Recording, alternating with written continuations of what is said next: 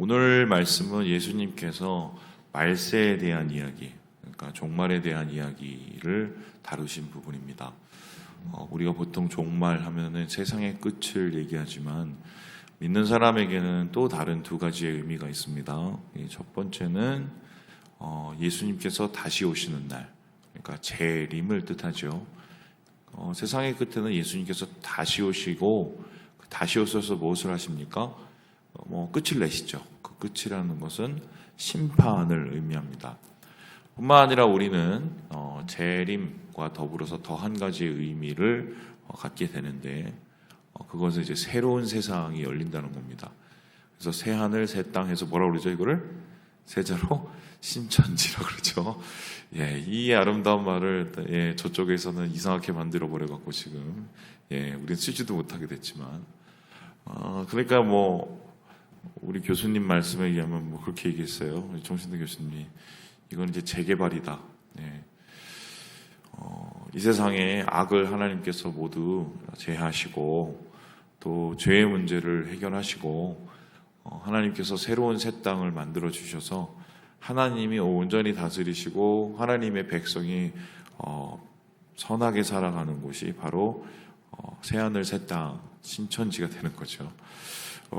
그래서 하나님께서는 이를 위해서 이 세상을 새롭게 재편하시는 재개발을 한다. 이렇게 얘기할 수가 있습니다. 그런데 저희가 지금 저 회룡성전, 회룡예배당이 재개발을 계속 기다리고 있거든요. 제가 10년 전에 교회에 왔었을 때 정영구 장로님께서 이제 곧 재개발된다고 이렇게 얘기를 하셨어요. 그래서 그때 이제 일기 집행부가 문제가 생겨서 바뀌었거든요. 그래서 조합장 분이 이제 탈락되고 2기 집행부가 왔습니다.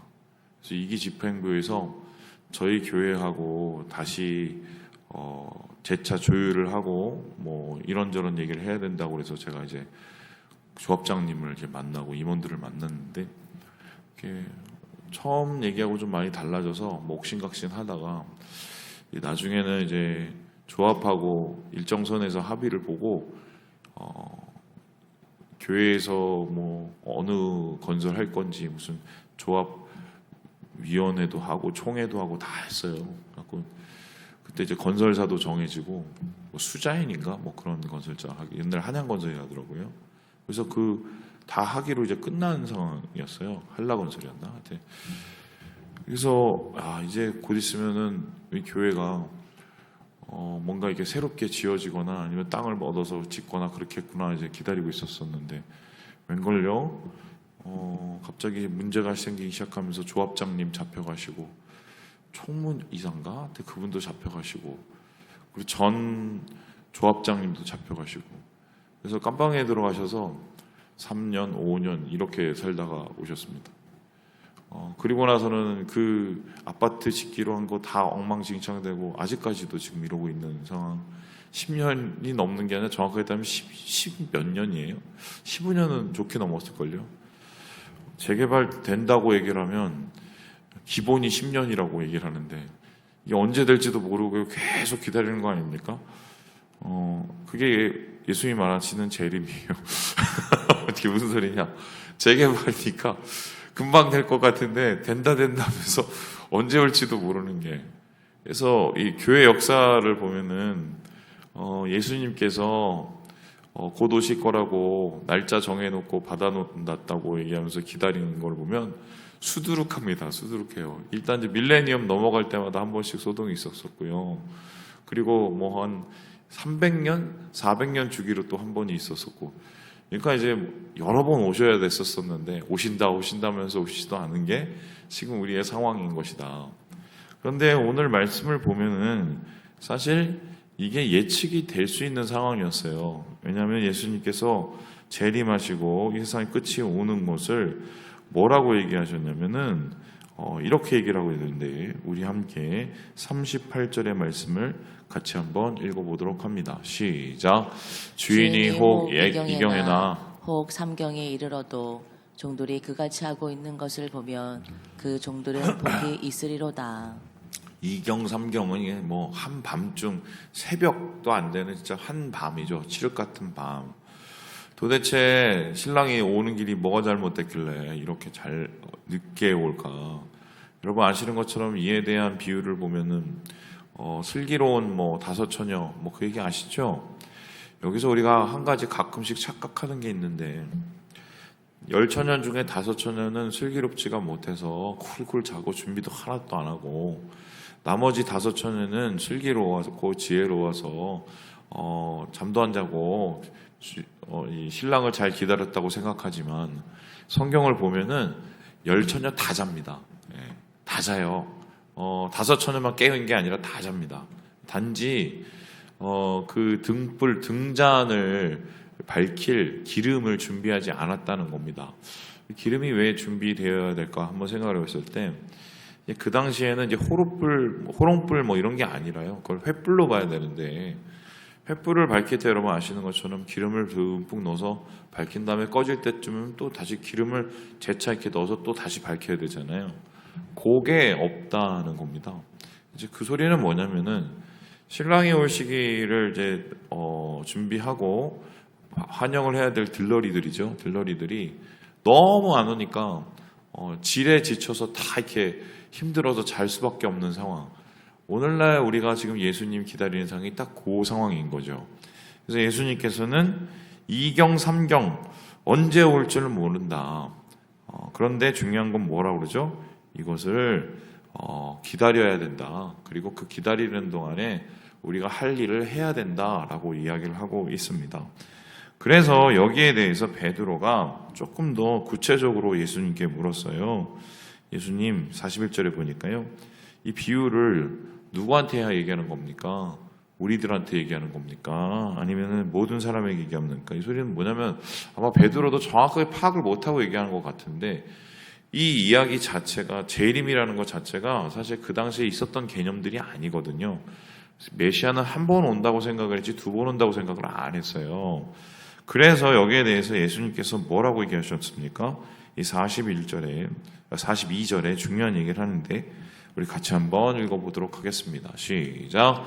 주께서 이르시되 지혜 있고 진실한 청지기가 되어 주인에게 그 집 종들을 맡아 때를 따라 양식을 나누어 줄 자가 누구냐. 우리가 뭐가 돼야 된다고 얘기하죠? 청지기. 예, 청지기. 그러면 청지기는 뭘 하는 사람인가? 이 청지기는 말 그대로 첫 번째로 지키는 사람이죠. 주인의 재산을 잘 지키는 사람입니다. 그래서 주인의 밭을 잘 가꾸고 주인의 밭에서 소출이 잘 나오도록 만들고 그리고 주인의 집과 주인의 여러 가지 것들이 상하지 않도록 잘 지켜내는 것이 이제 이게 청지기라고 할 수 있습니다. 두 번째로 그럼 청지기는 어떤 사람들인가? 잘 지킬 뿐만 아니라 주인을 대신하는 사람들입니다. 이게 무슨 소리입니까? 42절을 한번 다시 보여주세요. 주인에게 그 집 종들을 맡아. 그러니까 청지기라는 것은 종하고 좀 다르죠. 청지기는 종들을 어떻게 해요? 관리하는 사람들인 거예요. 주인이 그 밑에 일하는 사람들을 관리하듯이.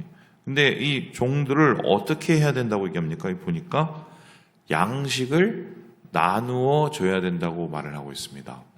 그렇다면 이런 소리인데 하나님께서 맡기신 이 주님을 기다리는 사람은 청지기로서 우리 하나님 나라의 이 모든 것들을 잘 지키고 그 나라의 가치를 잘 간직하고 살아갈 뿐만 아니라 하나님을 대신해서 우리 주위에 있는 사람을 먹이고 우리의 주위에 있는 사람을 살려야 되는 그러한 역할을 감당하는 것입니다.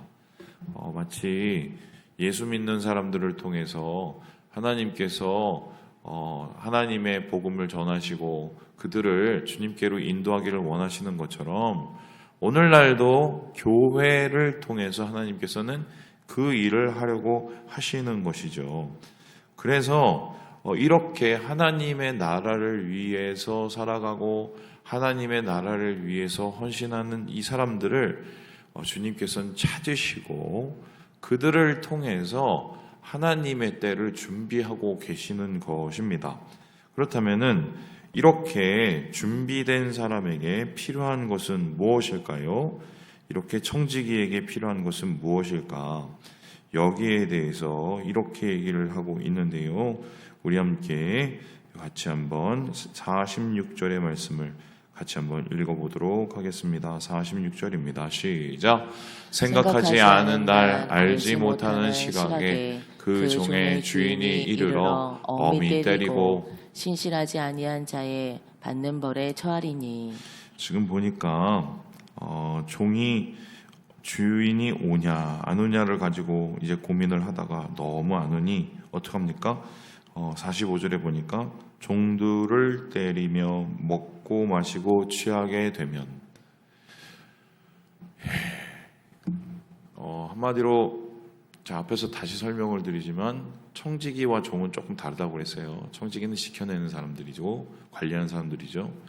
근데 이 사람들이 제대로 관리를 하고 지켜내야 되는데, 그리고 종을 대신해서 하나님을 대신해서 일을 하셔야 되는데 그거를 잘 못하고 나중에 정신이 나가버리면 청지기가 뭐가 되냐면 주인이 돼버립니다. 왜냐하면 주인이 안 올 것을 생각하고 지가 주인 행세를 하는 가짜 주인이 되는 거죠. 그러면은 주인이 하려는 것을 하는 게 아니라 주인이 취해야 될 것을 자기가 취하고 주인 행세로 자기가 이런저런 일을 하게 되면 어떻게 됩니까? 45절에처럼 먹고 마시고 취하고 주인의 것을 빼앗는 도둑놈들이 되죠. 그리고는 46절에 우리가 읽었듯이 어떻게 해요? 주인이 올 경우에는 어떻게 해요? 얻어맞아요. 그리고는 어떤 일이 일어나느냐? 나중에는 이게 재밌는 얘기가 나는데 48절에 보니까 이런 얘기가 나요. 알지 못하고 맞을 일을 행한 종은 적게 맞으리라. 재밌지 않나요? 저는 이거를 어떻게 해석을 하냐면, 일단 좀 이렇게 도식적으로 얘기를 하고 싶은데, 주인의 집, 주인의 것, 이것을 이 세상이라고도 볼 수 있겠지만 조금 보수적으로 생각하면 이건 교회라고 볼 수 있거든요. 교회. 근데 교회에 소위 말해서 교회는 영혼들을 주님께로 인도하고 영혼들을 하나님께로 이 복음을 듣게 하는 사람들, 그 사람들 한마디로 주님의 거룩한 통로가 돼야 되는 거죠. 근데 그 역할을 제대로 감당하지 못하고 교회의 리더들 혹은 교회의 중직자들이 청지기가 아니라 주인이 돼버리면, 그때는 소위 말해서 주인의 것을 자기 것인 양 생각을 하고 주인의 행세를 하게 되는 것이요. 말은 내가 주인을 대신해서 이렇게 얘기를 한다고 하면서 쉽게는 자기가 주인 거를 다 취하게 되는 거죠. 근데 그거를 하나님께서는 다 보고 계세요? 안 보고 계세요? 다 보고 계시고, 오시면 종들을 먼저 처벌하는 게 아니라 누구를 먼저 처벌합니까? 청지기, 가짜 청지기들. 저는 이게 지금 한국교회 꼴이라고 생각을 합니다. 무슨 소리냐 모르겠어요. 상황에 따라서는 다른 얘기가 가능할지 모르겠지만 지금 교회를 거의 기업을 만들고, 그 기업을 자기에게서 끝난 게 아니라 자기 아들내미한테 물어주고, 또 어느 교회는 제가 알기로는 교회 재산과 또 교회의 재정의 상당 부분을 소위 말해서 교회 리더십들이 몰래 그냥 탈취하고 이런 일들이 꽤 있어요. 큰 교회에 꽤 있어요. 저는 그 말씀이 딱 이 말씀이에요. 내가 볼 때. 쉽게 설명하면은 그분들 왜 그러시냐 한번 생각을 해보면, 저도 모르죠. 정신 차려야 되는데 저는 그걸 똑똑히 목격을 했거든요. 하나님 오신다고 생각 안 해요. 그분들. 예수님께서 다시 오신다는 생각을 잘 안 합니다. 그리고 어떤 때 보면은 정말 저분이 하나님에 대한 좀 경외가 있을까 싶을 정도로 행동하시는 것도 좀 봤어요. 두려움이 없는 거죠. 그래서 예수님이 오신다는 것을 우리가, 이 세상에 끝이 있다는 것을 우리가 마음속에 새기고 살아야 되거든요. 근데 그거를 못하게 되면 그때부터 어떻게 되냐, 이 나쁜 청지기처럼 주인 행세하는, 소위 말해서 이 주인의 것을 엉망진창으로 만드는 그러한 모습이 될 수가 있겠다. 그러므로 제일 중요한 건 뭐냐, 예수 믿는 사람, 특별히 교회 가운데 책임이 있는 분들은 명심하셔야 돼요. 저부터 시작해서 뭘 명심하셔야 되냐, 예수님은 내일 오십니다. 안 놀라시네요? 예수님은 내일 오세요. 내일 오세요, 내일. 제 말이 맞나 틀리나 보세요. 내일 꼭 오십니다. 내일이 되면 또 언제 오세요? 또 내일 오십니다. 그 생각 가지고 살아야 돼요.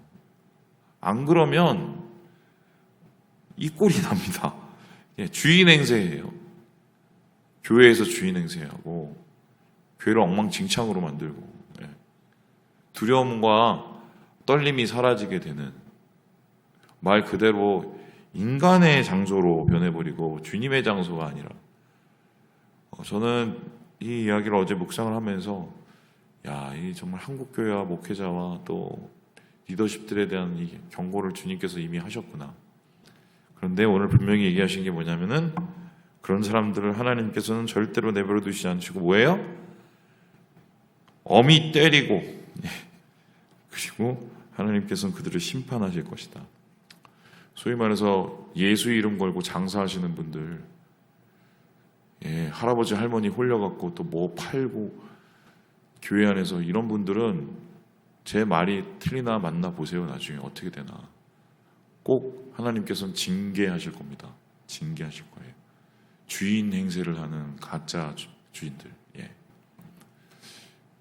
여기까지 해야겠네요. 말씀을 마치겠습니다. 우리 사랑하는 여러분, 우리는 청지기입니다. 청지기에게 중요한 것은 신실함이에요. 신실함은 내일 오실 주님을 오늘 맞이하기 위해서 준비하는 자세입니다.